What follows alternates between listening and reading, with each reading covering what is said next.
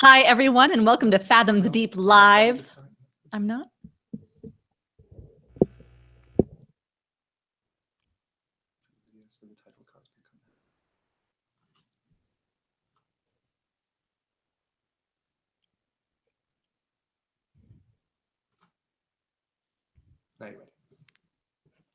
Hi, everyone, and welcome to Fathoms Deep Live from Common Room Radio. I'm Elizabeth Stevens. And I'm Daphne Olive.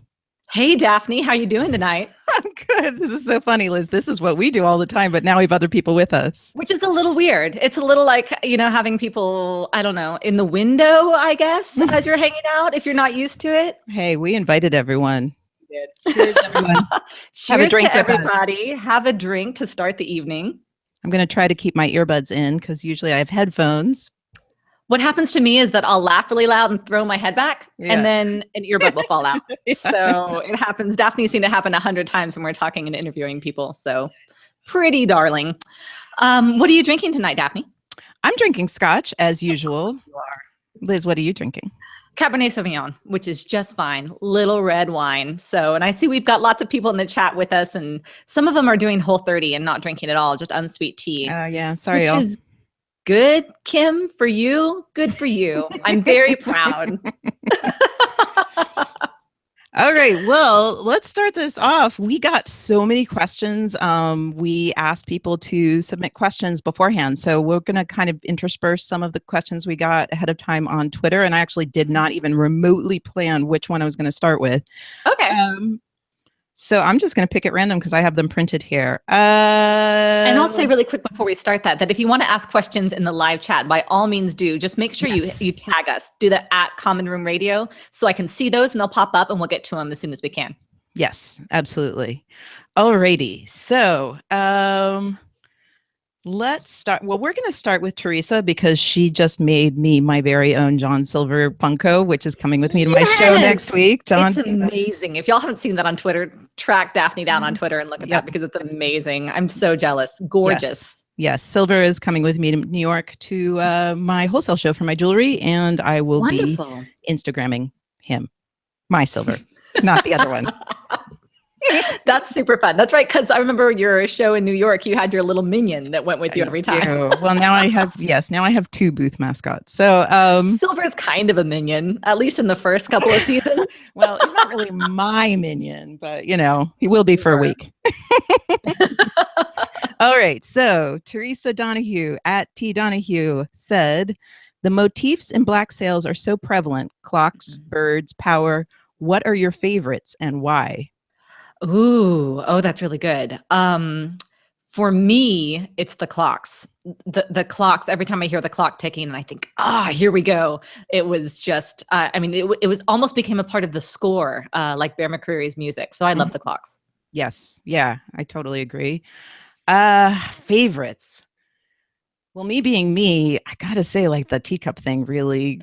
Oh, of course. Broke my heart, but it was so beautiful. And we never asked John like how intentional that. I mean, definitely by season 4, there's no question that broken teacup is totally intentional. Well, I remember we found out from him that he did think that the thing that that Flint smelled when he went in there was tea. So right. I think it was absolutely intentional. Right. Yes. Well, and the first thing Miranda says to him is that she'll boil water. God, yeah. Yeah. And then that was beautiful. And then we have Vane with his befuddled playing with teacup. Yes. Which I think we might have put your finger. Yeah, that needs to go on our questions for Zach is talking about that scene because I love that. Sorry, everyone, my earbuds keep falling out. That's okay. But wait, before you go on, I'm going to grab this question from the YouTube chat from GJ Corbin, who asks, "Have you read Treasure Island since finishing Black Sails? And how did it enhance or change your experience of reading it?" I haven't. I have not read Treasure Island, and you have neither. So that's an easy one, I guess. But we want to, and it will change the experience. So we'll have to get back to you on that one. And then because it's I got the audiobook read by Alfred Molina, and I've been really looking forward to doing that.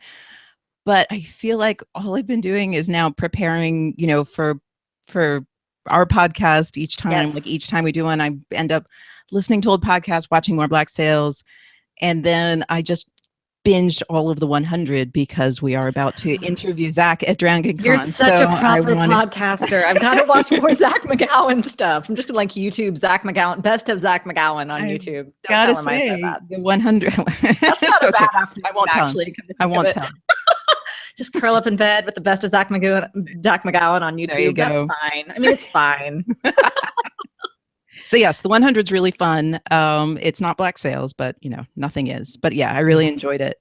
Okay, should we do another? But just really quick, because Becca Eller asked, where did you get the great octopus print behind you, Daphne? Oh, there's a story to this.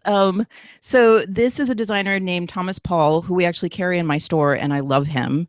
And I think I did Instagram this, like back when I went to New York Comic-Con.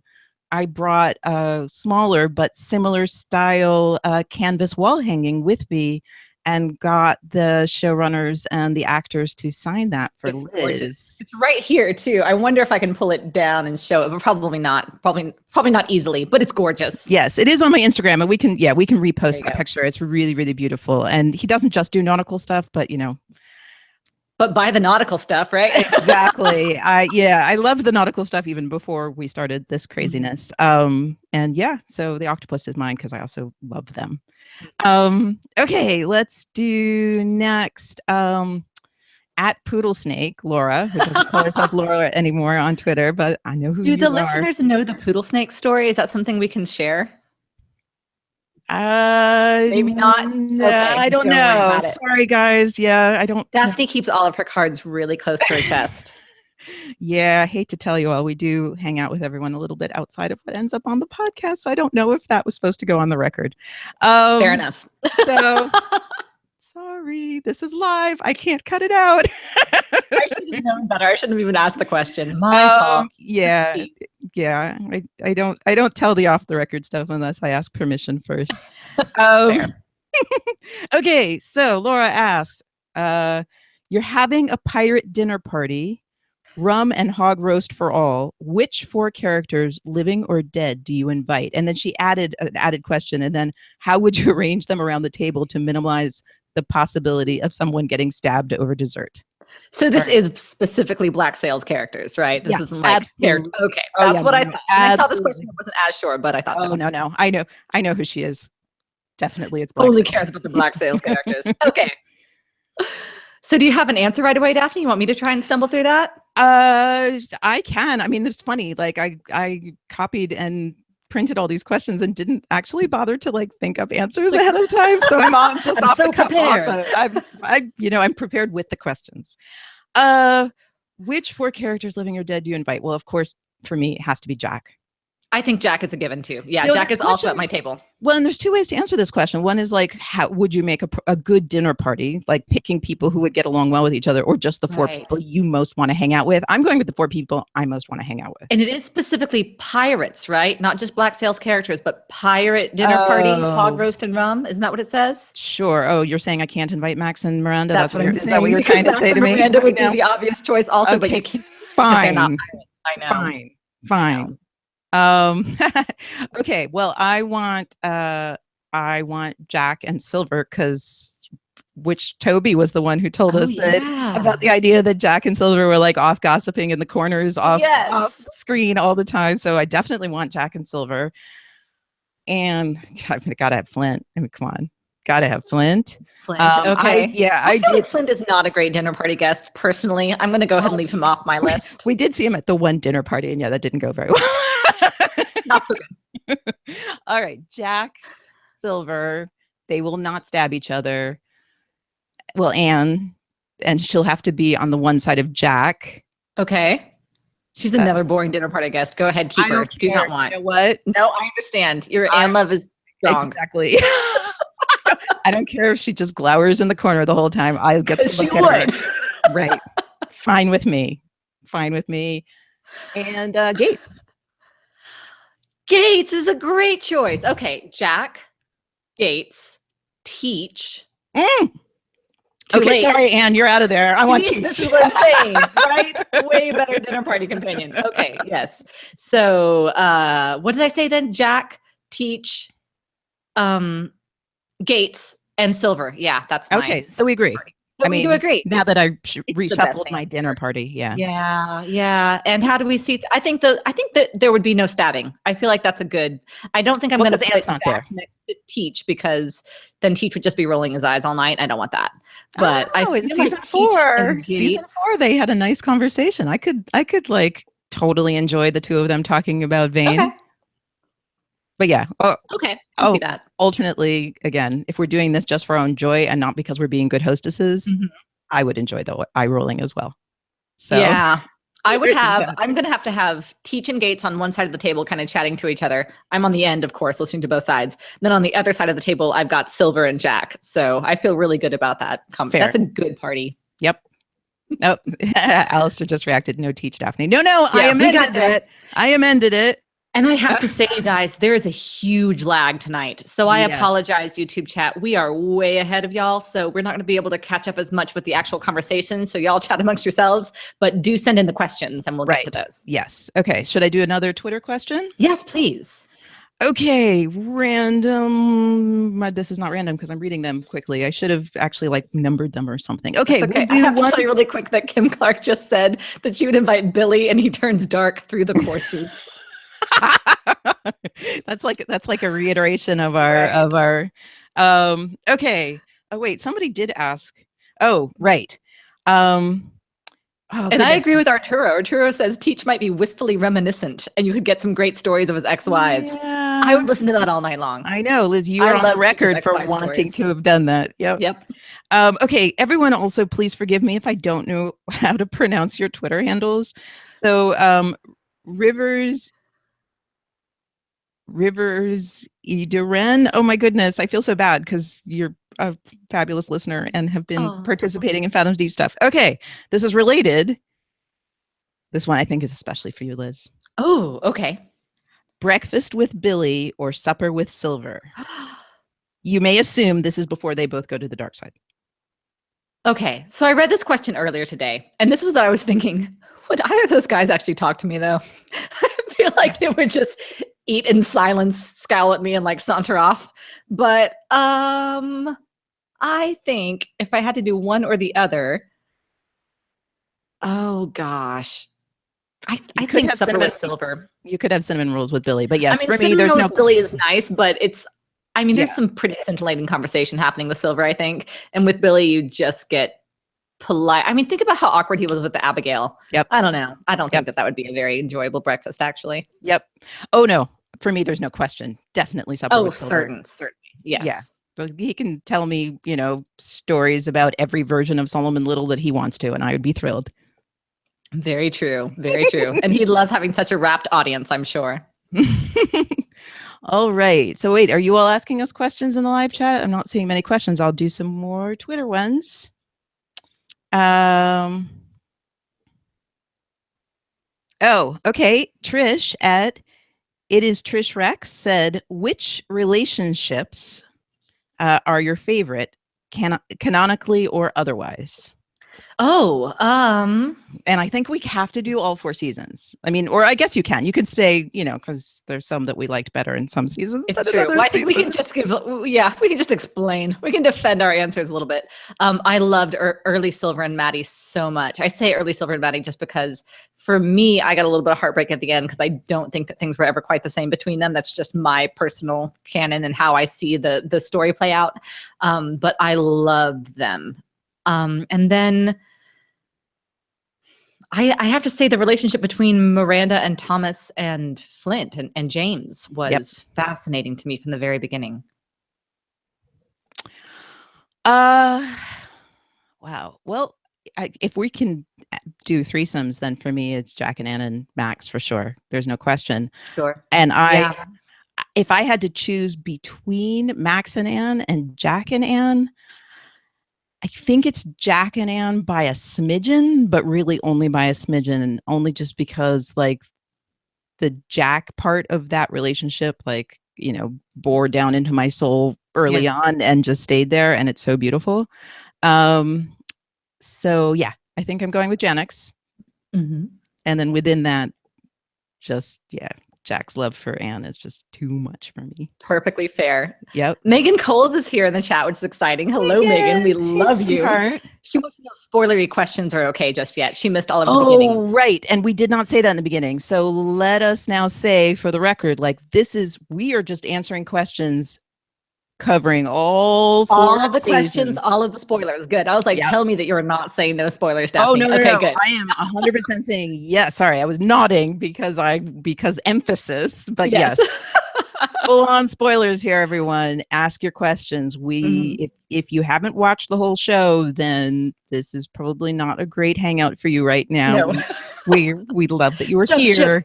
But yes, jump ship until you finish. Sorry, everyone. GJ Corbin did binge the last little bit to GJ Corbin is a personal hero of mine. So. Well done, son. Well done. Okay, well, since Megan's here, I know she did her non-spoilery questions on Twitter and wanted to save the spoiler ones for live because she didn't want to spoil her friends. So let's Smart see. Girl, very thoughtful. Yes. This is an interesting question. Do you remember what you thought the first time someone involved with the show contacted you? Did you do a double take? Do you tell that story, Daphne? Well, it's funny. There's like phases of this. Wait, no, because we knew the very first one was the tweet of the picture. No, right? The very first one was Lauren actually telling us that Toby Schmitz listens to us. When she came to the season 1 wrap and she came with comments from him, that's when we actually found out. So that wasn't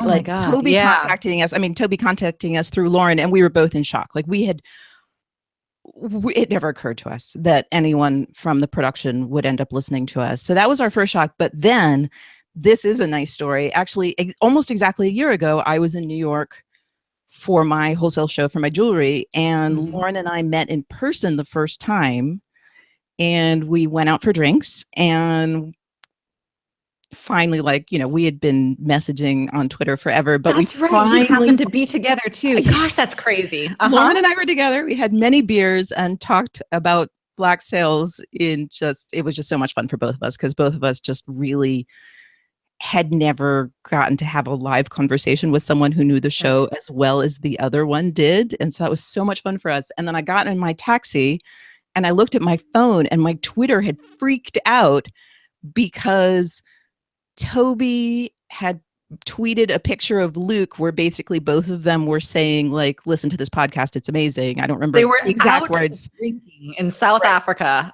talking about our podcast. So double take. So it was just this hilarious thing that, like, Lauren and I had basically been talking about them, and then I see this tweet, and so that was huge. Yes. And that was huge. Yeah, and it was like the middle of the night, and I think I texted you immediately, even though it was the middle of the night. Yeah. And it was just, so that was really, boys, if you're listening, we love you. And thank you for that. It was very exciting time. Yeah, it was really fun. And then, then we got in touch with John, and I went to New York Comic Con, and just kind of everything just kind of snowballed from there. But yeah, it was lovely. And we were pretty freaked out. Yeah. Yes, we were. And it's one of those things we had to just try to completely turn off in our heads when we were actually doing the podcast, because we want to talk about the show really honestly. And after a while, they start to feel like personal friends even. And like, I don't want to talk bad about this scene because I know the guy, I really like his work, but I also didn't like this scene. So but by the time we did season 4, the episode, season 4, episode 4 is the Teach. That's episode 3. 3 is the Keel Hall. Yep. That was a really hard episode to talk about, honestly, because we're like, I didn't like it. Right. We were like, creators, we love you. I mean, the funny thing is that now I actually feel a lot better about, like, once you see the whole season, I mean, as much as I hated that. But yeah, we, to be honest, I'm often more nervous about my family members listening to the podcast than I am to the fact that people who make the show do. I don't know why, because I don't know. It's like doing video things make me nervous. It's just because I'm silly. All right. Next question. Do we have any questions in the chat? No? I don't think so. I don't see any in the chat. And again, make sure if you're in the chat that you tag at Common Room Radio so we can see it right away, because we're way ahead.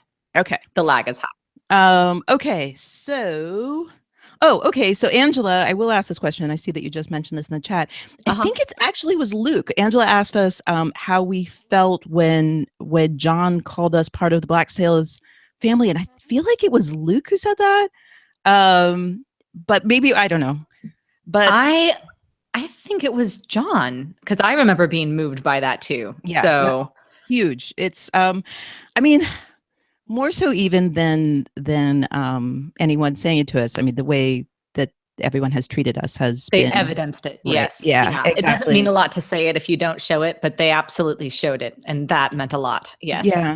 Yeah. Again, it's been hugely surprising for us throughout, and yes.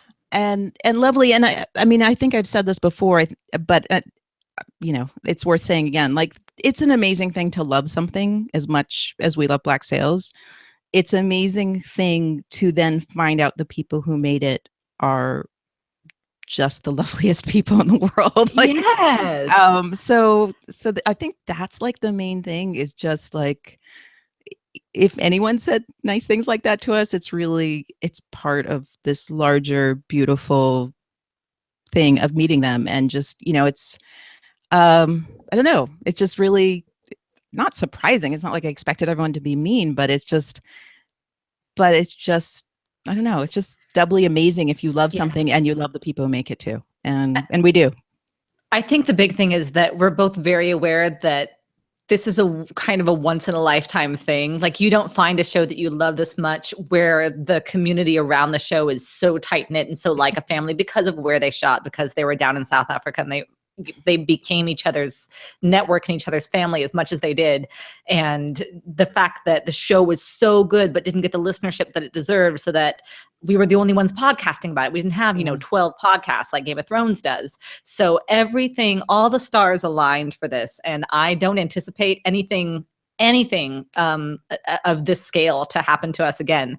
But I enjoyed every minute of it. Did not take it for granted, that's for sure. Yeah, no, if it was going to be any group of people who made a show that I would get to meet, and it would be this group, because I love the show and I really love the people who made the show. It's been amazing. Okay, let's do another question. Hope was here and gone. We didn't get to say hi. We love you, Hope, and we'll see you in Atlanta. And also, yes, Hope has not finished the show, so I'm happy that she left. Like, go.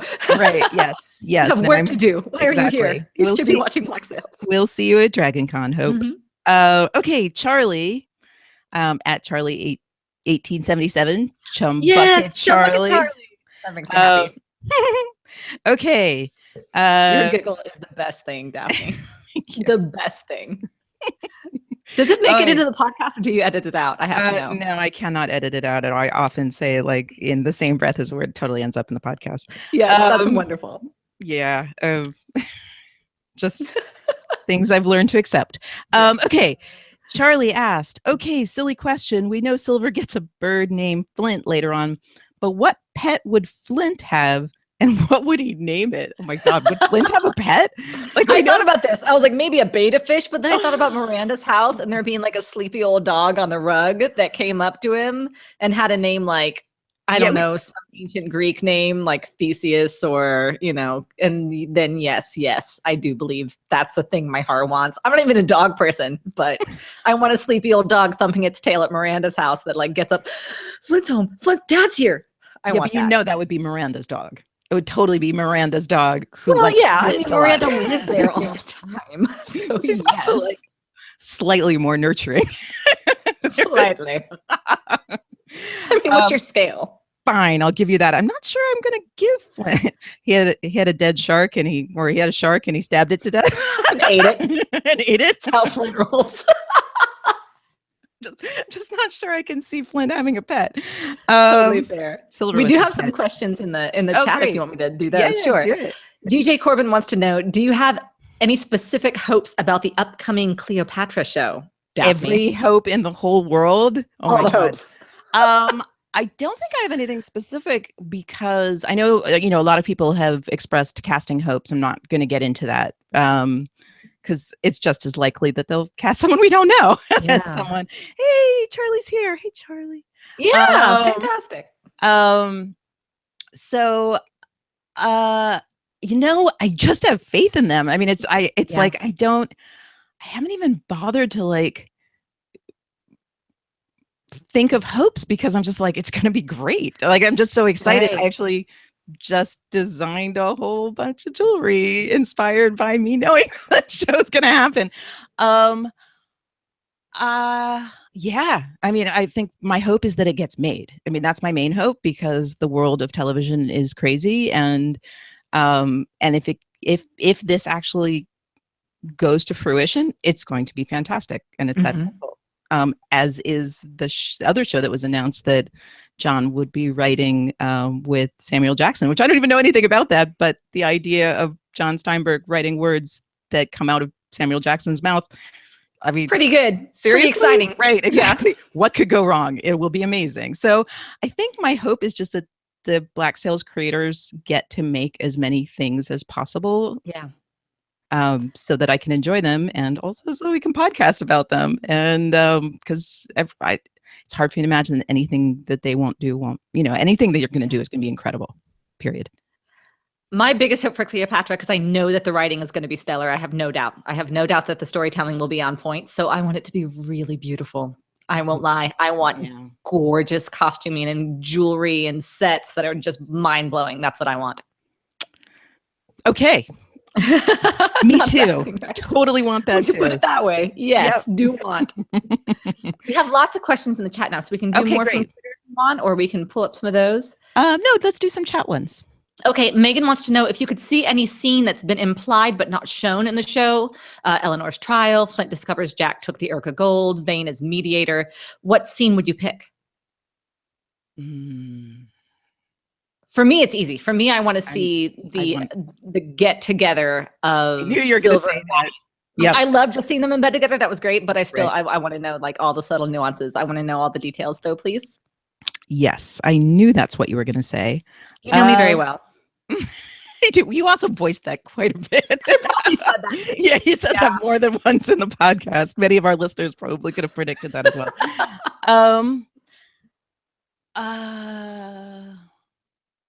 Wow. Yeah, see, I don't do this a lot. I don't do this mind exercise. I think, and I always think of the ones because Lauren always says the ones she wishes. So I'm like, have like a list of Lauren's ones in my head. I was thinking, I think what I would want to have seen is actually, the confrontation between Flint and Jack and Vane mediating it. I think that's exactly, I would have enjoyed that. I don't feel like, I say this not feeling like that, like that there was something missing. I just know that I would have enjoyed that. So that's why I say I want it. That makes sense. Because, again, we never had the three of them in a room. I don't think we did. Yeah. Which is too bad. Interesting. See, now that's taking my brain down a whole thematic rabbit hole that we'll have to. No time. Not now. I don't have. I'm not holding back on you all. I don't. It just now that's a new question for me. Like what that could mean. Interesting. Okay. Another, where should we do now? Yeah, no, I've got one from Nina who says, remember when Vane was so upset he was tricked into getting slaves to rebuild the fort? Why didn't he insist they be paid and be freed after completion? I don't think he had the clout at that point. I don't think he did either. Yeah. Interesting. I don't know if Vane really thinks that way either. Like those are Mac's thoughts. Like this is, in the library with Grandma Guthrie, that is, we find out later that kind of Max went through that thought process exactly. I don't know if that's a Vane behavior to be like, let's negotiate how we're doing this thing. Like he's more of a do it or be against it kind of guy. But yeah, sure. And maybe, I mean, again, that's season 3. Max's thing is season 4. So I don't know how much they had planned already. Like I feel like it would have taken huge wind out of the sails of Max's conversation, which was kind of a beautiful surprise in a lot of ways. Like we didn't know that Max had been doing this. And I think it's really important in the relationship of her and Grandma Guthrie. For that moment was so crucial So had they done it with Vane first, they wouldn't have done it with Max. So I'm kind of happy it didn't turn out that way, but I also feel like that's more of a Max way of thinking. I like that answer very much. Yeah, I think so. And Vane is just so much in the moment too. Right. Yeah. Yeah. I mean, he's going to like throw things and break beautiful furniture in his furniture that you can't imagine why it's in a tent, but you know, that's what he's going to do. Sure. Is like throw shit. All right. Which kind of question should we do now? We have so many here still. Yeah. I don't know. You give us one from Twitter. Okay. Oh, did someone else's opinion or points?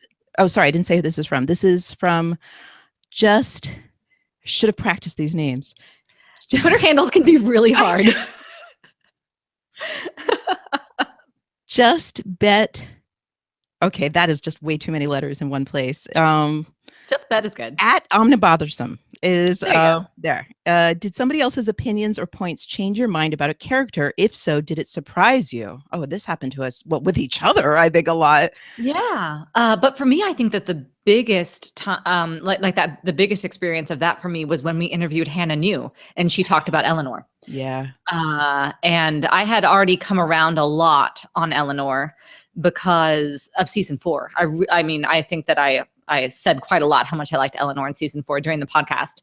But when we talked to Hannah New and she talked about the thoughtfulness that she had put into the character work that she had done, I saw things in new ways, and things from the beginning that had happened with Eleanor that had never made sense to me or rung as true became, I guess they clicked into place and made more sense and rounded out that character for me in a way that really surprised me. I haven't gone back and watched season 1 since then, and I really need to. Oh, season one is amazing after you've seen season 4. I've got to say. I bet it is. It is. Wow, I have a lot of those. Well, I think Luke really, at different moments and John. There was a moment when we're talking to John where he's talking about Silver and his backstory and all of this, where I was just like, and I was still mad at Silver, like kind of after season 4, I was really mad at Silver. And then I kind of little by little thought about it more and more. And I think this shows up in the podcast. Like I just now like full of empathy for Silver. So that was just kind of a progression in my own mind. But yeah, there was something that John said about Silver. It was the thing he said about Silver, that his trauma was that he was taken out of his own story, and that his curse is that he's stuck in somebody else's story. And I was just like, that was the first moment in my progression of going from being angry with Silver to just my heart breaking over his predicament. So that was a big one. But you and I had these all the time. I mean, it's like hard with so many hours of podcasting. I can't put my finger on it, but I feel like, you and I constantly would, you were looking at Featherstone and Adele long before I was, like really looking at them and really seeing Adele especially. That's interesting. I do remember that. Oh, that's so interesting. Yeah. I mean, there's just, it's been a progression. I mean, that's one of the beautiful things. I think somebody asked us a question about the process of the podcasting in the Twitter questions. And I don't think I've ever said this. Like I've said this to you, Liz, and I've said this to people privately, but like the process of podcasting about a show with this much depth is amazing, because the thing I never realized, you had podcasted before this, I had not. The thing I realized was that it is such a creative process, like the actual process of the two of us. And just so people know, like we never discussed episodes before we sat down. This was Liz's rule. Save it for the podcast. And, and we never discussed stuff ahead of time. So we would sit down and have, kind of the scenes or a list of characters that we want to go over what's going on with them in that episode. But we had no idea what the other person was going to say. And the amazing thing is that in the process of doing that, it was just like new ideas would come up. We would, come to ideas together. We would disagree. I think at some point you said that I really dig in my heels. I didn't realize that I do that. Did I say that? You did. Yeah. There was some time where I conceded something and you were like, wow, that was easy. Right. You like came around. I feel heard. This is amazing. So yeah, it's such a creative process. And I learned so much about the show, so much about myself, so much about people in general, like humanity in general, in this process. So I feel like, you know, in a way, the whole Fathoms Deep experience has been that for me. I agree. Yeah. This is so funny because we're doing live right now, I can see how much of my active listening that Daphne edits out because it keeps on cutting to my face every time I say, yeah, very embarrassing. I do edit that. She edits out a lot. Wow. This is like full on. And this is just, behind the curtain. This is how we see each other because we're in different cities. What you're seeing in the YouTube is actually what we always see when we're talking to each other. We always do a Google Hangout, and this is exactly how we look at each other when we're doing these conversations. Only, Daphne, you're not wearing long sleeves, so you can't strip from me. So we can see what I... No, I believe you. Really, really hot in DC, right? August. Yeah. No, I hear you. So yes, I will not be removing any layers. Sorry, guys. Okay, should we do another one? I have one more from the YouTube chat from Rebecca. If each of you could have been a character in Black Sails, what kind of character would you have been? Oh goodness, nothing very epic for me, I don't think. God, I mean, aspirationally or realistically, which one should we go with? I like to think I'd be. Yeah, like I think the question is, see, Rebecca, you're in the YouTube chat, so you can clarify. Does this mean if we ourselves got to play characters on the show and could just pick, or if we could see ourselves in any one of these characters, where would we fit best? Like what world, if Elizabeth was written in as a character in Black Sails, what world would she be in? Or if I was on the show, where would I want to be? Which one do you mean? And now we have to wait like 30 seconds for that answer. Oh, right. So in the meantime, you want to do a Twitter question there? Okay, we'll come back to that question. Yeah. Just because we are on a delay from the question from the chat. Mm-hmm. Okay.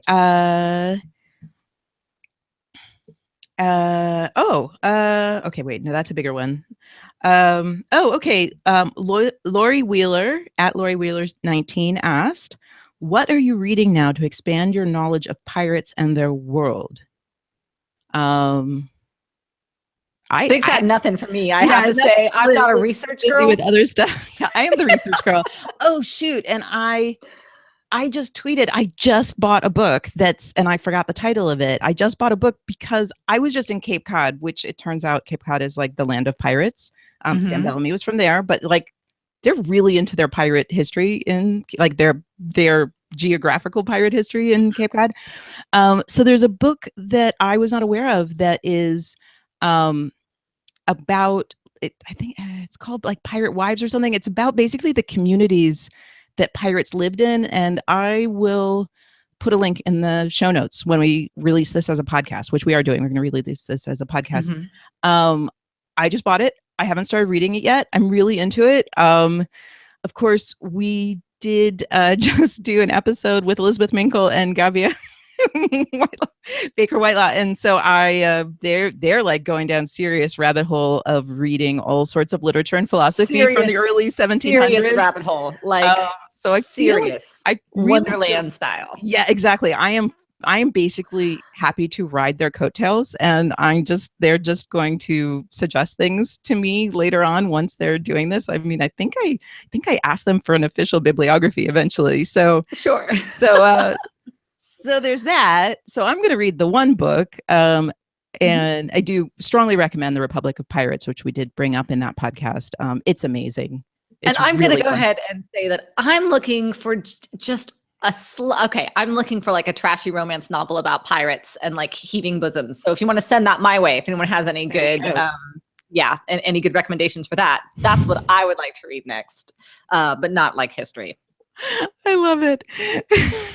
We're very different people, Daphne. We're very different people.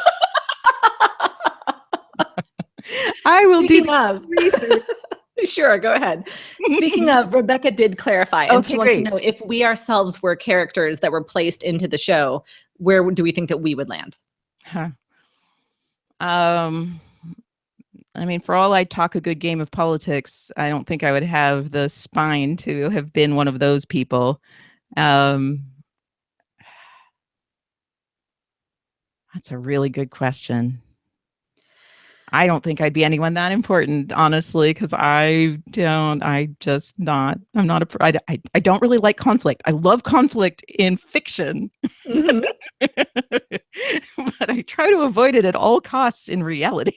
So I think I probably just would have been like random prostitute in the brothel, or like person in the interior. I don't know. I mean, I'd like to think that I'd be Max because, we all know how I feel about her, but Sure. I don't think I'm that strong a person. I do think I would be one of those people who is kind of riding that line of between civilization and what would we call it on the other side of that? What do we call that? What's the Flint side? And freedom? Let's go with freedom. Sure. So someone like Max or like Miranda, who is attempting, who has, a foot on sea and one on shore and just trying to keep her bearings. I think that's where I would be. I could be a Miranda. I could be that kind You of could strong. definitely be that kind of story. Yeah, I could totally be that kind of strong. That's true. Okay. Sarah Passant says she thinks that you are that strong, Daphne. Oh, thank you, sweetheart. Yes, I could be a Miranda. Definitely so. Yeah. Yes. No, you are my Miranda already. Oh, so. Thank you, sweetheart. Mm-hmm. Wow. Okay. Now I'm going to start blushing on Fathoms Deep. It's okay. It's dark lighting. No one will know. Yeah. Okay. See, if she was wearing a sweater, she would take it off now. I'm sorry, y'all. I am blushing. Yes, I am blushing, even if y'all can't see it. Liz makes me blush. And then yes. Okay. Another one by Angela Laree. Oh, thank you, Angela. Fathoms Deep created a new / unique way of analyzing TV or text. Thank you. That's a huge compliment. It is a huge compliment. I read that and I thought, wow, we do that? If we did, I didn't know we were. So great. Well, thank you for that compliment. How did you create your method? Will you use that for other TV / text? Well, so glad you asked. Right. Okay. How do we create our method? We really were winging it. I mean, I do a lot of research. I mean, this we've talked about on the podcast. Like, I watch everything a lot of times and write a lot of notes and do all of that. That's my personal method. We really just like to talk to each other. I mean, to be honest, I think it's really like, no, what would you say, Liz? No, I agree. I think it was really organic because it's the way that Daphne and I talk about stories and talk about work, which we knew because we had been in the seminar in Want of a Wife, the Pride and Prejudice seminar. Yeah. Hello. Anyway, so we were talking about stories in that way together then. And then when you read my book for me and gave me feedback on my book, you were talking to me about the book that way. Right. So it was already the way that we talked to each other when we talked narrative. We talked big picture and themes, and we talked characters and got into the little details, and we talked about imagery, and we talked about the importance of symbolism. So those things were always kind of organic to the way that we did things. And then and then after that, I suppose Angela just clarified a little bit her question. Okay. She said that the fact that we concentrated on character rather than beat by beat. Oh, yeah. Yeah. And that is because that's more important to us. We're not, we don't necessarily see things like from the production side, I guess. That's why it was so fascinating to us when we got to talk to people who were on the production end of things, because we don't look or think about those things. We don't think about, oh God, that shot must have been so hard to get that day. That doesn't occur to us. No. We think about characters. Yeah. Right. And we, and I think this is something we didn't necessarily, I mean, maybe we kind of intuitively knew this because we had talked about stories a lot. Like, we both, when we enter a story, we enter it. Like, we don't, even though you're a writer, I enter those stories too, believe me. Right. That's what I'm saying. Like, some writers will want to talk about like the craft and the this and that, but like, and that's something that you are very good at talking about. But like, the way we had talked to each other about stories up until this point, even when I was a beta reader of your book, like, I didn't talk to you about the craft. I talked to you about the experience of being a reader of your book. And so that was kind of the way we talked about things. It was just like that we didn't break down how, like you said, how it was made. we entered the story. And that just, I think for both of us, that just seemed like the most natural way to think about a story. Yes. It's like we wanted to talk about the experience of it, like with an analytical lens. So like, themes and stuff like that. I mean, that's my obsession. So like I had been doing that in my own mind and to friends long before we started, just because that's what my brain does. Like I see patterns. I just, that's my hobby. I love to do that. But yeah, it was just like, we really, and again, I don't think we ever, maybe we talked about it in the beginning before we started. I don't feel like we talked a lot about what we want to do. No, I think the only thing that we did discuss is that I would stay fresh, that I would watch each episode because I'd already watched seasons 1 through 3. I was so not fresh already. Yes, and you've already seen so many things. So I was like, okay, I'm going to start from the beginning and start over, but I won't like rewatch because then it would be really easy for us both to get bogged down in little scenes, little details, and kind of kept everything fresh and alive and kept air and everything. Right. That was the extent to that we talked about our tactic. Yeah. And because we first did the little the sound clips that were prepare to board and all of that. Yeah. Like, going through that when we talked about like how we would structure the podcast was a lot of fun. I love those sound clips. That made me really too. I was really excited. I got to use one last week. Megan Coles has to go. Goodbye, Megan. You're bye, Megan. We love you. Well, you'll have to listen because I think I have another question from you. So listen to it in podcast form because I still have one of your Twitter questions. Mm-hmm. So yeah, I think that's what it is. I mean, I think this is just Fathoms Deep is kind of an organic creation or process, and I think it did evolve over time, like kind of the way we did it. But it was always just based on the way that we talk about stories. And that is the perfect segue into our announcements. Maybe we'll take a little break for announcents because we do have some announcements for y'all. Let's do that. Give me one question second. Can I just say so? Yes. Okay. Yes, we are going to continue doing this about other stories. We do have a new podcast that we're about to start. It is already on iTunes, so you can already subscribe to it. It's called Can I Just Say? It's also on the Common Room Radio website. Mm-hmm. And we haven't really, nor have we completely decided the structure of how those episodes are going to be. We haven't. We will talk about it very similarly when it comes to like that deep character analysis and imagery, those kind of motifs that we were talking about a moment ago. That's just how we talk about stories. Right. So the actual structure of the episode might change, but the tone and like the Liz and Daphne-is not going to change. Yeah. Right. That was our basic idea, was to take the way the two of us talk to each other about stories and take it to other stories. And so we're going to be doing individual things. We're going to do movies. Maybe we'll work up to books at some point. I think we'll start with things that are smaller, like movies. We will also have guests. So sometimes it'll be one of us with somebody else or both of us with somebody else. We haven't, like the first series that we're going to do that actually, I don't know, Liz, are you going to join? Maybe Liz will join. We'll see. No. Why does everyone want me to talk about Outlander? No. Why? It's good. The first series. Now I got a new job, and it was like, so Outlander. You read Outlander? Oh God, everywhere I go. It's all right. I got you covered. So the first series within Can I Just Say, that's going to be me with guests, is going to be me. We're going to do not episode by episode, but we're going to do a few episodes over season 3 of Outlander, which I will be doing with Lauren Sarner and Alistair Stevens, and we're going to do stuff like that too. Like there's also a series down the line that I'll be doing with Andrew Dice, maybe with Liz, maybe not. We haven't discussed that yet. And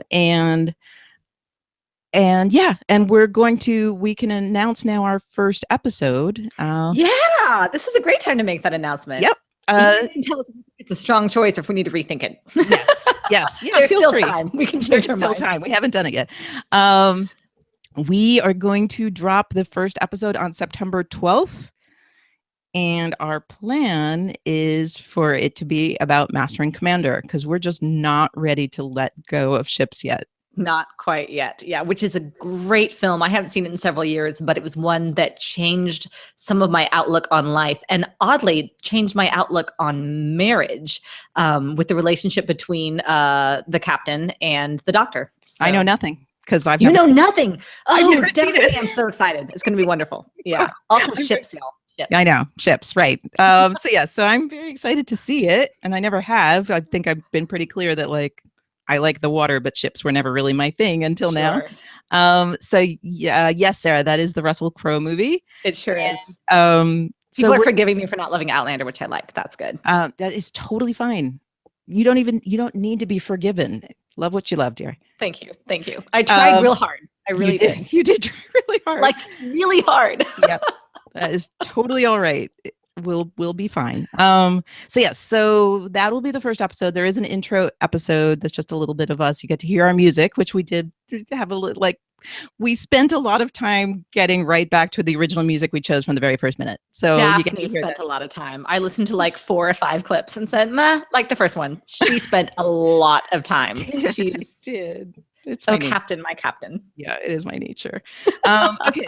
So, and that doesn't mean that we're done with Fathoms Deep yet. We are going to be doing Fathoms Deep, but from this moment, we will, from the time that this drops, which we're recording on Wednesday, and it will drop on Monday, and then Fathoms Deep will then go to sporadic. Yeah. With no promises. When we have something exciting and juicy that we think you're going to like, we'll drop it, but we're not going to just fluff this thing forever. Exactly. So we do have some thematic episodes still planned, but they're going to happen when they happen. And we do have some hopefully interviews that we're just working still on timing and scheduling. But again, we're not going to stay within an every other week schedule. We're going to, can I just say we'll be every other week, and Fathoms Deep will move to when we have something awesome for you all, you'll get it. And the first awesome thing after this will be our next announcement, is that we are going to Dragon Con. We have talked about this. Maybe some of you all know, maybe not everyone. We're going to Dragon Con Labor Day weekend.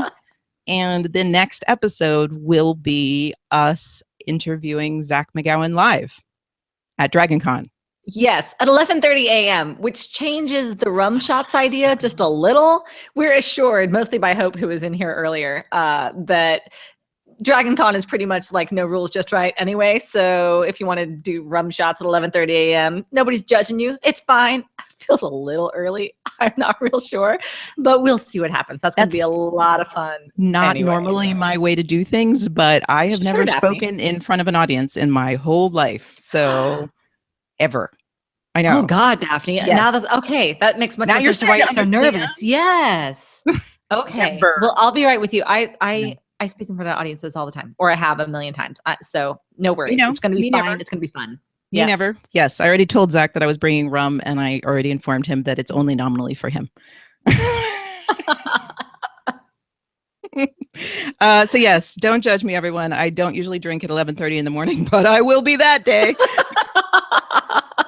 Nobody blames you, I think.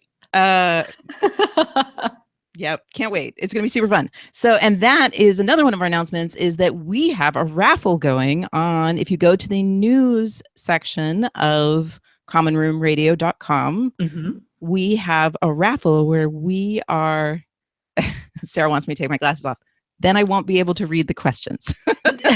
That's true. She meant at the con. Yeah. Oh, at the con. So yes. You can't see everybody. So it's just like a big blur and you don't really notice. And it's just like me and Zach. I will memorize my questions for Zach, and I will take the glasses off. It's very smart, actually. It's a smart choice. Yeah. So we have a raffle. I didn't write down what the different lots are, but there's great stuff in there, and you can. I was thinking that earlier. I was like, I should have written down what the lots are. Yeah. Lot one is that you do this with me and Daphne. We just all chat and Google Hangout. So yes, lot one actually has a pair of earrings in it, like what Liz is wearing right now. Right. And so good. My wire's in the way, but they're great. And also that you get to do this alone with us. One person will get to actually talk with us and not just chat, but actually be in the conversation with us exactly the way we have done with all of our guests. So that is lot one. And then the other ones include a copy of Rackham's Razor, a copy of Liz's book. Sarah, who is in the chat, Sarah Pisano, is going to do some piratey art, and something else. T-shirt, I think one of the proper pirate t-shirt and earrings. Right. Yes. So you can go in and you can pick which thing you most want to buy a raffle ticket for, and buy as many the more raffle tickets you buy, the more likely you will to get that lot. So yes, so go over to Common Room Radio. This is to raise money for our trip to Dragon Con. And you can also just donate if you're not into t-shirts or whatever it is. So yes, that's fine too. Exactly. And appreciated. So yes, we appreciate that from the beginning. Really, really do. Yeah, really this is a great opportunity and a great expense. So yes, thank you very much for all of your help. Yes. And that's it, I think, for our announcements. Yeah. So we can go back to questions. Okay. Yeah, I don't think we have any more in the chat. So do you have another Twitter question for us? Yeah, many. Okay. And if I'm wrong about that, chat, then just do it again. Sorry. Yeah. We talked a lot. Yeah, sorry. We're not watching it. Okay. Okay. Kim at Clower Cottage said, I guess we kind of have talked about this. What surprised you most about the podcast? Do you have an answer for that? What surprised you most about the podcast? Getting a divorce. Okay, there is that. Yes. Kind of a big deal. Yeah. No, the podcast changed my life. It really did. Yeah, it changed my life too. I mean, not in as obvious a way as Liz, but yes, but still very significant and poignant, I think. Yeah, I feel like so too. I mean, it was interesting. A friend is visiting. One of my husband's best friend is visiting. I was kind of telling him the story of this past, I guess it's almost a year and a half now, and I was saying like I was very shy about recording my voice, but it was not just my voice like physically. I think it was I had always been very shy about saying things in a public way, like saying my opinion, saying like, even though I don't feel like I spend a lot of time talking about my personal life in the podcast, he's like, yeah, but you do. He's like, just, what strikes you and what's important to you and how you feel about things. He's like, that is personal. Yes. So that was a big deal for me. That was a really big deal for me. And so, yes, thank you everyone for being part of this with us, because that is kind of a big deal. It is. Yeah, there's a lot of vulnerability to it, I think, to really talk about what moves you week after week in a show that's so personal and so human, I suppose, to talk about like the hard work of being yourself, I suppose, and the best version of yourself, and getting perspective, and not letting the world tell you what is right or what is just if it bounces up against your sense of right and wrong. I mean, it was a very personal show. It was. Yes, very much so. Okay, we have another one from Trish. Trish says, if you could take back one character death, who would it be and why? Gosh, I assume this is not about like, even if it makes the story not work, but just like personally, because personally I would take back Miranda. I want Miranda to live. And I think that we could have had a division between Miranda and Flint that was so strong that it became like a death to James, enough for a lot of the character work and not the character, but for a lot of the plot to stay the same, but we wouldn't have got that depth of character, that change that we saw in James as he became more James again and less Flint. So it's hard to imagine the show without the death of Miranda, but God, I missed her every moment that she was gone. Yeah. That's my answer too, is just sorry everyone who maybe wanted us to say Bane. But no, I mean, the thing about the deaths, right? I mean, the thing about the deaths is what you said, is that they all had to happen for the show. So yes, I mean, I want a lot of things from Miranda. Yeah, sure. But her death was necessary for the story to do what it needed to do. But yes, I would like Miranda to be alive right now and like hanging out with us. That's what I would really like. Yes. I think I said that when we were talking to Louise. I was like, I just really want to hang out with Miranda. We have another question in the chat. Sure. GJ Corbin wants to know, what is your favorite comedic moment in the whole show? Mine might still be fruit, tit, tits, he says.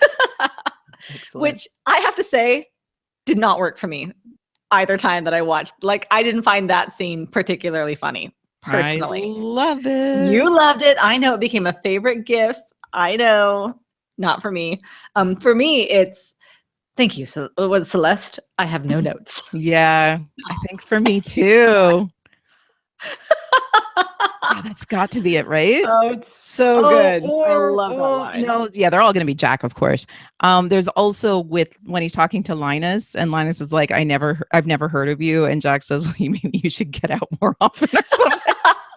It's basically, yeah, all the Jack moments. There are so many Jack moments. I can't say all of them, but there are a handful that are really good. Yep, exactly. But yes, I have no notes. Pretty amazing. We'll love that forever. Okay. Kim Clark is picking a fight with us in the YouTube chat. Oh, okay. Hi, Kim. We love you, Kim. Don't do this. You, Kim. I don't know what she's doing, but I'm going to assume it has to do with the ending. Nita does not remember Celeste. I have no notes. Okay. There is a time when Jack is 301. God, Daphne, you're a beast. All right, in 301, excuse me. Well, that's the first time we see Jack because we see him. Like, Jack has got all the Urca gold money, right? Right. In 201, we see him in the crappy outhouse trying to read the paper, and then he gets beat up and pissed on. Yes. And then in 301, we see him in his fancy bathroom with his again reading a paper, and there's a cello playing outside the door. Yep. And he has a candelabra, and yes. So and he comes out of the door of the bathroom, and he looks over to the cellist and says, "Thank you, Celeste. I have no notes." Yes, and that was we know that was an ad lib. Hysterical, and it was an ad lib. Yes, that was Toby Schmitz. Of Toby Schmitz. Oh God, so good. Yep. Okay. Yeah, we have a lot of these still. Okay. Sure.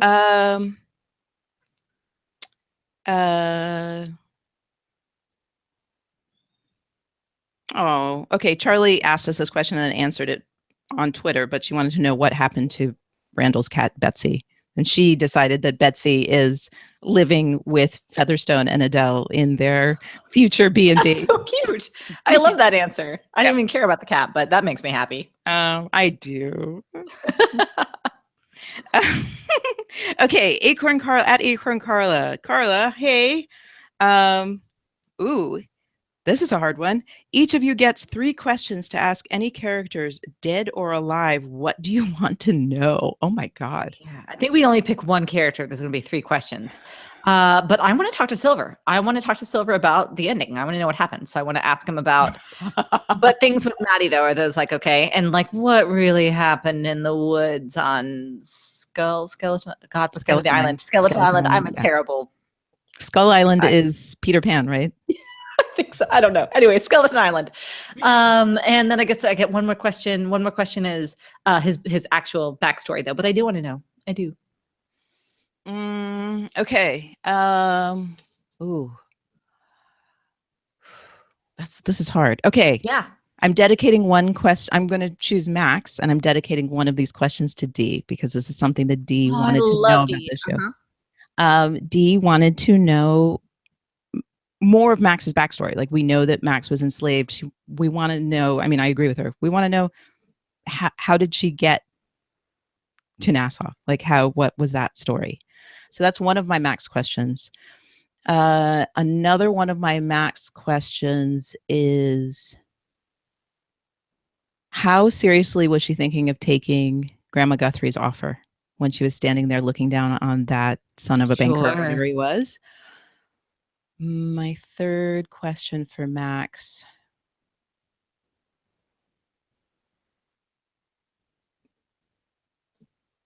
I don't know if I have a third question for Max. Can my third question just me like just will you marry me? Like just loving her so much.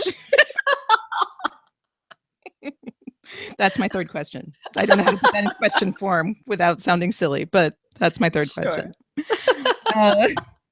I love you so much. Question mark?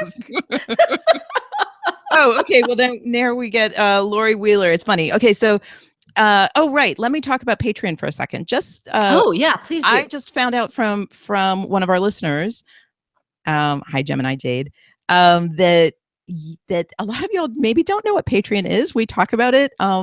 We are actually trying to build Common Room Radio as a business. And the format that a lot of podcasts use to make money for their business is to have something called Patreon. It's a website where people can subscribe, basically, like you would donate money to NPR if you're an NPR listener. Patreon is our version of that, where you can donate just $1 a month or more, and you do get special stuff. There's stuff on the website that you get if you are a patron, and some of those have been. We did 2 of these private ones. We did 2 of these where it wasn't live, and Liz and I had questions and we answered them, and it was really fun. And one of them actually is related to a question here. So, but this is slightly different. So if you want you get bonus content, right? And there's even extra of the interview that we did with Hannah New, right? Yep. When the 2 of you talked. Yeah. Yes. So there's really good bonus content available. You will see. Yeah, there's good bonus content that's back there. There's also a lot from some of our other shows. There are like the outtakes and the gag reels, which is pretty great. Lots of fun. Yes, and it also, helps us continue, because this does take a lot of our time, so it helps us continue to do this. So yeah, in the ones in Patreon, we do have a version of this, but this is slightly different. So Lori Wheeler asked, shag, marry, kill. And she has a female version and a male version where she's actually giving us the people. So we have to choose how we do with each one. Okay, so I'm going to interrupt really quick because I don't think you said that's patreon.com/Common Room Radio. We should say that. I should. Yeah, we should say that part. Proper podcaster. Okay, the male edition of Shag, Marry, Kill is... I like this game a lot. Vane, Rackham, Teach. Okay, I'm going to marry... Shit. Sorry. I know what I'm going to have to do now. I know. Yeah, no, I know. I'm going to... I guess I go in order, right? So I'm going to shag Vane. I'm going to marry Teach. I'll just be his 10th wife. He can, 4 months long. It doesn't matter. Whatever. Good stories, good times. Moving on with both of our lives is fine. And then I'm sorry, Jack. I'm not interested in being your lover or your wife. But definitely, we can go out for drinks sometime before I kill you, I guess. Okay, everyone. Y'all are going to be shocked with me, and I'm sorry to open new wounds. I'm going to shag Teach. Into that. Marry Jack. Mm-hmm. And kill Vane. I'm sorry, everyone. It is fated for you, Charles Vane. Oh, man. Just a few weeks from now, I get to talk to Zach. Sorry, Zach. Okay, now the female version. Anne, Miranda, and Eleanor, and she didn't put Max in here. I know. What am I noticed gonna do? No, Max, you got to really rethink your game there. Oh, shit. Okay, go ahead. You first. Okay, tell me again, Anne, Eleanor, and Miranda. Miranda. Okay, I marry Miranda. That one's. Yeah, I think we're going to have the same ones for this. Yes. Yeah, and I'm going to shag Eleanor. I'm going to kill Anne. Sorry, if she doesn't kill me first, because she might. Oh, no, I am totally going to shag Anne. No, you can. I'm not into Anne. And kill Eleanor. That's sorry, fine. Eleanor. Sorry, Hannah. Totally fine. And, marry Miranda, of course. Who wouldn't marry Miranda? Exactly. I ask you. Thank you.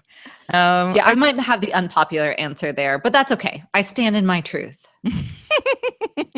Okay. Next up. Okay. This is a really good question. Okay. Lee W. London asked, what would you say are the themes in the show which connect to issues relevant to our modern society? Oh my goodness. I mean, no, this could be a 2-hour podcast all by itself. All of them? Yes.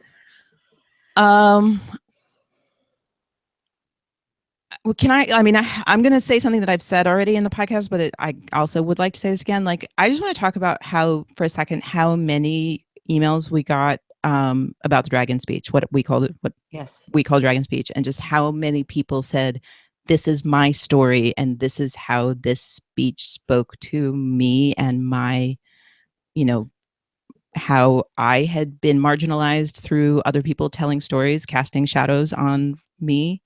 And telling my story and turning me into a monster, or my people into a monster. So there's that, which covers a lot and especially feels very relevant, very, very relevant right now. Mm-hmm. Goodness, what, subjugation of people because they're gay, because because they're Black, because they're women, because they are, again, a category of people that live outside of the rules and the stories told by the dominant society. That's huge. Yeah, I completely agree. It's reminiscent of that that Captain America quote that I love so much about, like, when the whole world is telling you that something is, I don't know, that something is right, or but you know it to be wrong, or anyway, you plant yourself like a tree beside the river of truth and say, no, you move. That quote, yes, all of that is forever true. It is just a universal truth, and it's timeless. You just kind of called the Black Sails creators Captain America in a way. I'm cool with that. I'm sure that they are too. I don't know. I feel like Steve Rogers might be a little bit white hat cowboy for John Steinberg, but that's okay. Possibly. Maybe that this next, oh God, what is it? The next Civil War, whatever it is, where he's got like the dark beard of sadness. Maybe that's when John Steinberg's gonna be like, no, that's my guy. Right. That's my guy. He has to be like a proper pirate. Right. Okay. Alrighty. Oh, okay. Okay. So Laura at Poodle Snake also asked this question. What are the most important things watching this show has taught you? Whoa, personal slash creative. I mean, when we went into this a little bit about how it changed our lives a little bit, but what has the show taught you? The show taught me, I don't know if there's an elegant way to phrase this, except that that people are more complicated than I thought, and that goodness is more complicated than I thought, and that perspective is of a greater value than I had been led to believe. It changed I guess universality to me a bit, or a lot. It made me harder to indoctrinate, which is pretty important. Yes. It's been amazing to watch that process in you. Goodness. It's hard to start with what this show has taught me. One of the things that have been really beautiful in talking, in particular to John Steinberg about his process was, I feel like I learned a lot about creative process, and as a person who, I mean, I have been a designer for a really long time, and I definitely have put a lot of thought into my own creative process, but there've been some parts of our conversations that have really been kind of neat in seeing kind of the universality of that. Like, you're a friend of mine who's a writer, and I have other friends who are writers, but there's a really beautiful thing about aspects of creative process that really is universal, and Yes. And is in our control and outside of our control at the same time. And I feel like that was a really neat thing to talk about with somebody who works in a totally different medium than I do. Totally different way of being creative. So that was really neat. I mean, aside from, right. I mean, just learning so much. I mean, I've said many times in the podcast that this show brings us to places emotionally that we never, like, that you couldn't have anticipated, and you wouldn't have even anticipated your own response to them. So that is a learning process. And I think that's what great storytelling does, that it takes you places emotionally in a safe way. Like, you can experience all of these things that you wouldn't necessarily want to experience personally. And you can experience them in a story that's well told and well acted and well made. You can experience them in a way that really opens up your mind and opens up your own understanding of the world and yourself at the same time. Yeah. Yeah, that's beautiful. I love what you said about the creativity too. I didn't really answer that part of the question, but it was so hard for me in those interviews with really everybody.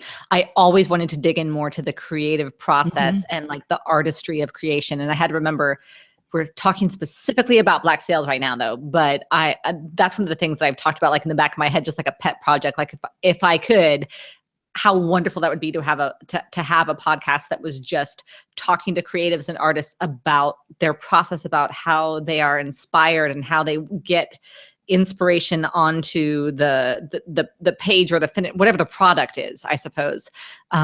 Because so many artists and creators I have found feel like it comes from not only the truest part of themselves, but also outside of themselves. They feel that they cannot take credit for the work that they do. And that fascinates me. Yep. Well, that could be a series we do on Can I Just Say? That would be fun. Could be. Yeah. Yes, because it would be neat also to do it with like people of different media.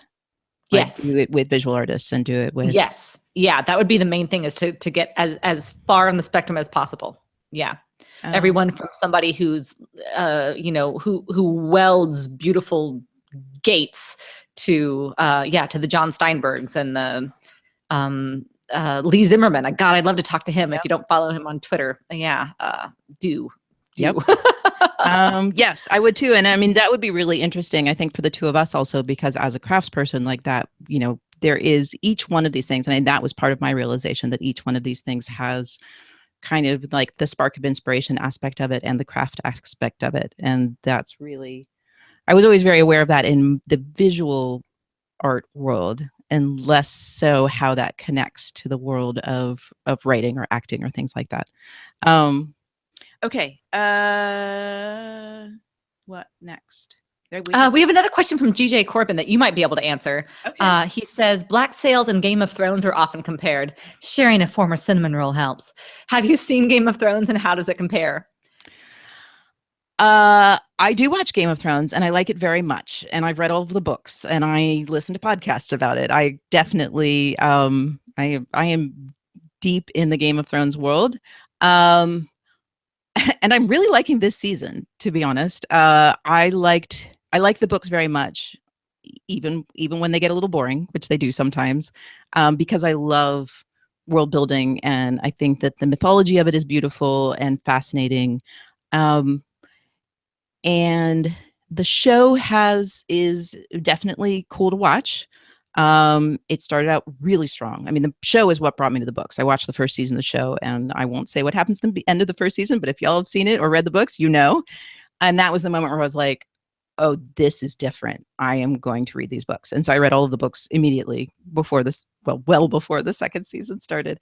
The show is not as good as Black Sails. It's not as, the character development is not good. It is more characters, but but that's not it. It's just not really about that. I feel like it was more so in the first few seasons. And then there's the political issues. We don't even need to go down that road. And yeah, I mean, I feel like it's more about spectacle. I'm still enjoying the show, and I do think this season actually has been a little promising, is like going a little bit more, even though the spectacle has been insane. I feel like they're doing a little better again with character than they had been for a while.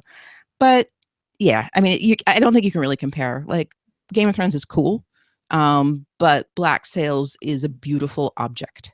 Like, Black Sails is a beautiful thing from start to end, and feels authored in a way that I honestly don't think any other television show ever has. And Game of Thrones doesn't come close to it on that level. Yeah. Like, yes, there's callbacks, yes, there's themes, but it's not the same where, like, when I went back to season 1, even though I'd seen season 1 so many times, after watching season 4, like, it all took on new meaning. And it was just like the use of language that like John said, like, that there was, we asked him about this and he talked about this, like there's phrases and concepts and things that just like weave their way through all 4 seasons and take on different meaning as you go on and as you learn more and as the characters develop, that I've just never seen anyone do that in a television show.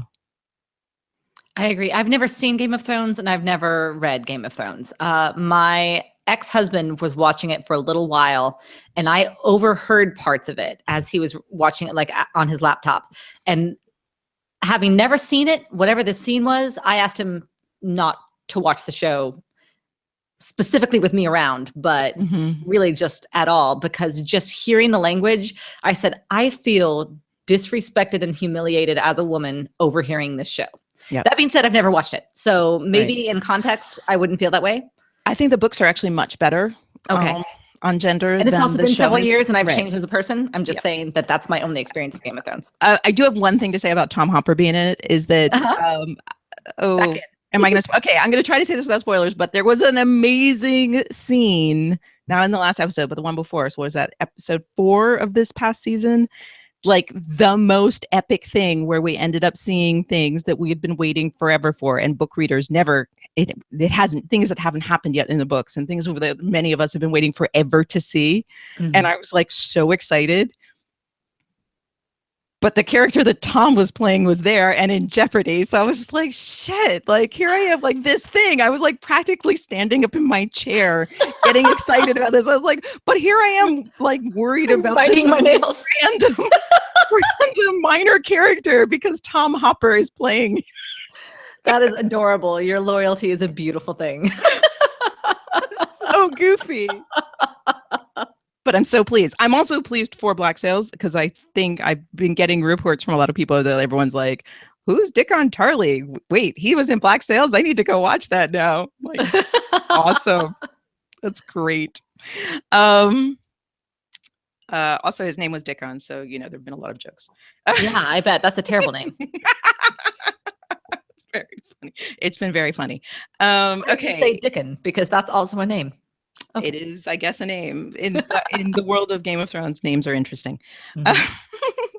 Okay, let me see. Oh, we have some actually Ask FD questions that I've not printed out. Oh, great. Okay, Pete has asked us about the ending.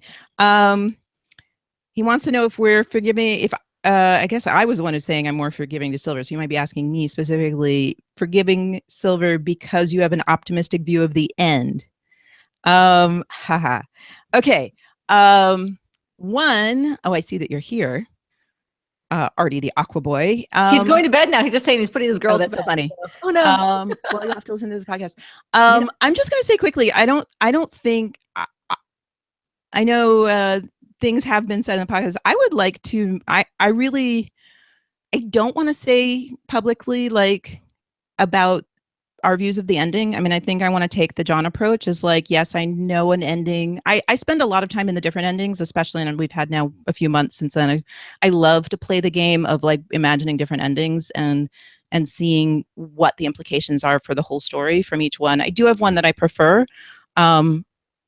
Despite what most people think, I've never actually said what that is.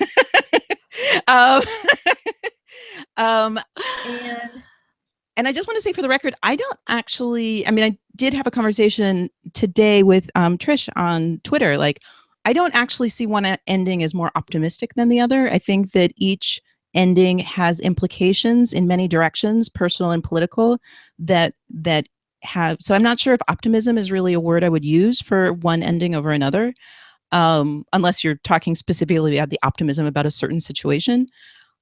And no, that has nothing to do with the way I've been feeling about Silver. I was very angry at Silver because of Maddie, which whether you think he killed Flint or not, I was still mad at him about Maddie. So that was my anger towards Silver. I'm still angry with him. I mean, I'm also angry with Flint for doing all sorts of things. I mean, for people he killed, for just disrespecting Miranda. I mean, but the beautiful thing about Black Sails is that you can have a character that you're angry with and you have absolute empathy for at the same moment. Yes. And so that was what I mean, is that I needed to fill out my anger with him for what I saw as disrespecting Maddie. It's not what he did, but how he did it. Mm-hmm. However you see what happened between Silver and Flint, no matter what, he changed Maddie's course in life without consulting her. So that's what I'm most angry about. Whatever happened between him and Flint, I'm actually not angry with him about. Either of those storylines is going to be harder for Silver than it would be for me. So no matter what happened between him and Flint, that is going to be a very hard thing for Silver. So I always had empathy for him about whatever course he took with Flint. My anger was always about Maddie. And but my empathy has grown for him because in our discussions and in thinking about who he is and what motivated him, I now have more empathy for him. I like that. Yeah. If you want me to answer too, will you read the question again for me to give it? That's okay. There was just so much in it that I lost. I know. Feel forgiving to Silver because you have an optimistic view of the end. If he shot in the clearing and spun a story, forgiving. That was the way he worded the question. It's Twitter, so right. I know Twitter makes it hard anyway. So Twitter makes it hard to really be eloquent because you have to fit it all into one tweet. So it's a little. So yes. Go for it, Liz. That was how I read the question. Okay. The wind just kicked up here like crazy. It was like a battering ram on the window. So if you get weird noises, that's what that is. For me, I think my empathy for Silver is just because of the performance. It's just because we've seen him come so far. I can't, I just can't give up on him. I can't throw my hands in the air, I suppose, in the same way that I could be forgiving of Flint when he murdered Gates. I can be forgiving of Silver if and when he pulled the trigger, because he's making very difficult choices under very extreme circumstances. And I might not agree with them at all, but I can have empathy for the character and still think that they are profoundly wrong. Right.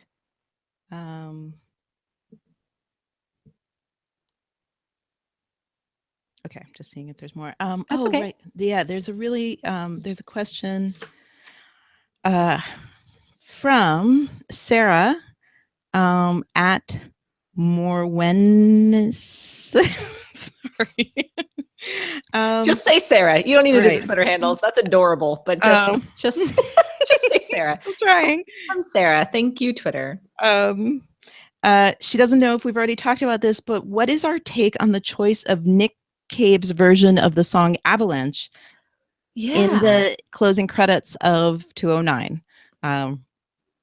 So do you have I don't have strong thoughts on this, only that I loved it. Like, I loved it and thought it was beautiful at the time. I don't know Nick Cave's song Avalanche. Like, I couldn't hum a few bars. I couldn't tell you anything about it. If I re-listened to it, maybe I would, and tried to like tie in the themes, I probably could. All I know is that when I heard it at the end, it resonated with me and seemed to cap the piece beautifully. So for me, I read this question and then immediately went and listened to different versions, because that's what I knew you would. I was like, I definitely listen. Well, because for me, this is Leonard Cohen's song. Yeah. Okay, that makes much more sense. I was like, Nick Cave. Right. Nick Cave. No, I know who Nick Cave is, and I probably back in the 80s heard his version of that song. I am very familiar with the Leonard Cohen version.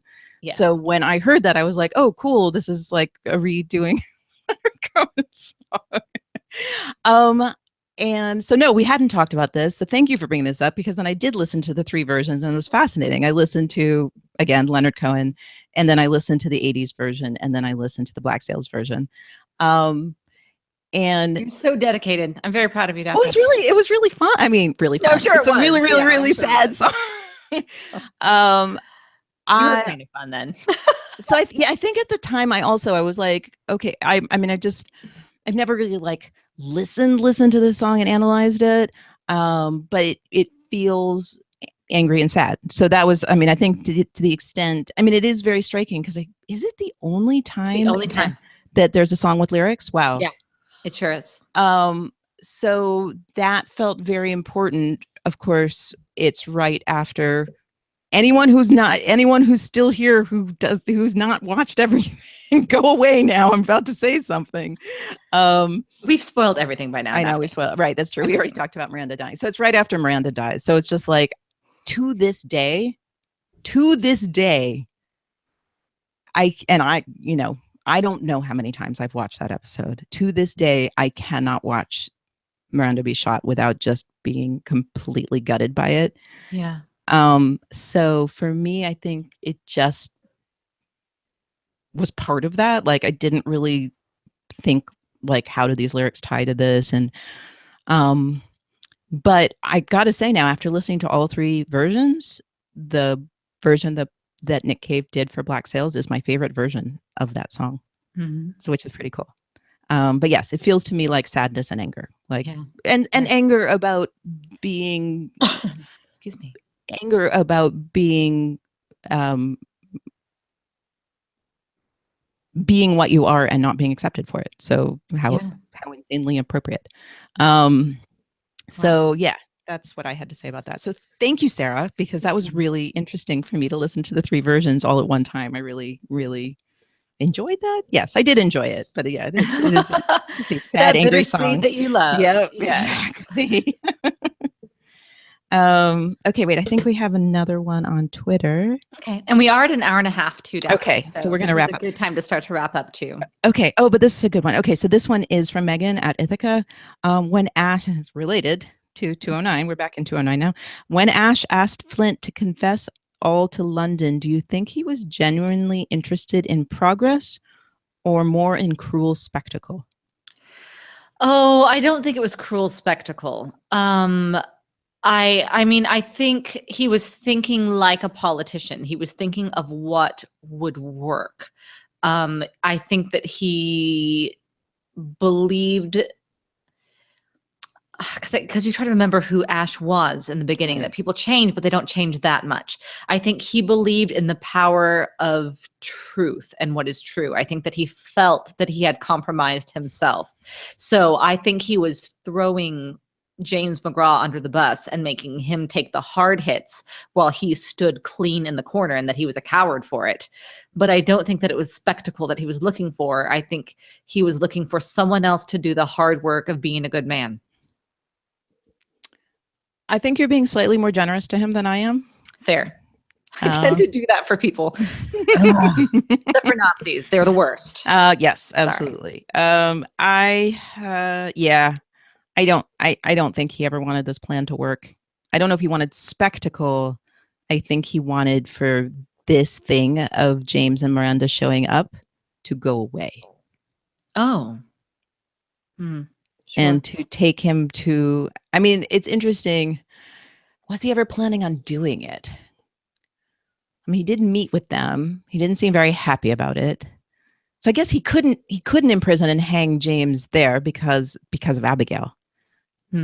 So I feel like this was a plan to get him to, I mean, there's just no way. I mean, I said this back then. There is no way that James Flint McGraw, whatever you want to call him, would stand up in London and tell this story and not be hung as a pirate.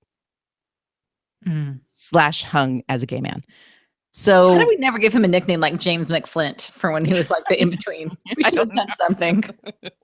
We missed that. Sorry, listeners. Dimples McFlint. Dimples McFlint. Yes. Oh God, that's great. So sorry, Ash. I think that he wanted them out of Charlestown, but he never thought this was going to work. That's too bad. Yeah. I liked him so much in the beginning. He was the one person who stayed in the room. So I want to give him the benefit of the doubt, at least a little bit, but I appreciate that. One person who stayed in the room. We don't know when his spying for Alfred Hamilton started. God damn it, Daphne. Sorry. I mean, I don't know that. I don't know that for sure. No, that's a very good point. Very good point. Right. Because when he stayed in no, actually, I take it back. Him staying in that room was right after Thomas and James kissed. So he might have been spying on Thomas at that point for his father, but he was not spying on their relationship yet. Okay. So yes, he did stay. I mean, yeah, I think he wants to be a good man. I do think that. But he's also a practical man. And he said that. He said, you want to be part of civilization. This is what civilization is. Yeah. Once they showed up in Charleston, he needed to figure out a way to not basically look bad in his daughter's eyes. Yeah, Charlie just asked, when do you think Peter Ash decided to betray Thomas? Before or after McGraw returned from Nassau with word of the pirates taking it over and killing the governor's family? I think that makes the most sense. It does. Again, I don't think he's an okay, I don't want to use the word evil. It's hard to use the word evil in a show that never uses evil. But never use the word, yeah. Right. I think he's a man who has good good intentions to a point. Like, remember, like when we were talking to Louise and Nick, and I was like, everything you're saying is just really resonating about everything we've seen about Silver just now. Like, he is willing to be good to a point until that point is dangerous to himself and his family. And so I don't, Slytherin. yeah, exactly. So I don't think that he was like, like, oh, cool, I'm going to spy and do this. But I think, so I think it's more likely that it's after James came back. But it could be before. I mean, we know he said that the reason he did it was because Alfred Hamilton threatened him. So we can't know for sure. I don't think he came to Alfred Hamilton. I think, oh yeah. you see what I'm saying? So I don't know if it really makes sense. On the flip side, I don't know if it really has anything to do with things he heard in the house. It has to do with whenever Alfred Hamilton was like, enough of this already. Yeah. And which also might be related to when the governor was killed, because Alfred Hamilton would know that. So I don't He know. is the most villainous character as Alfred Hamilton, I think, in the whole show. Yeah. I think he's the only one who's like, no, I don't see your side. I don't. I mean, Ned Lowe is villainous. He's just a lot. Oh God, Ned Lowe, but he was crazy pants too. But he was like get that kid on medication. That was different. Yes. Yeah, exactly. So I don't think that Peter Ash did it because he wanted to mess his friend's life up. I think he did it because he wanted to save himself and his daughter. Yeah, sure. Which is not villainous. It's also not noble. It's also completely understandable. Yeah. And this is what Black Sails does to us. Indeed, time and time again. Yep. Okay, I think I might have done I'm so sorry, anyone, if I missed your questions. That's okay. It's hard to get every question. So I think that we've had a really great Q&A, though. I feel really confident about this. This was a lot of fun and lots of insightful questions, too, and lots of fun questions, which was great. So yeah, thank you everyone who joined us. Thank you everyone who tweeted questions to us. Thank you everyone who's listened to us. Thank you to all of our patrons. This has been great. It has been so much fun. Yes. And go join our raffle, and we will, our next episode will be with Zach, and then go subscribe to Can I Just Say, because we're going to start with Tall Ships and go in all sorts of directions, and it's going to be so much fun. Fantastic. Okay. Well, I guess it's time to say goodnight. So from Common Room Radio, once again, I'm Elizabeth Stevens. And I'm Daphne Olive. Good night. Good night.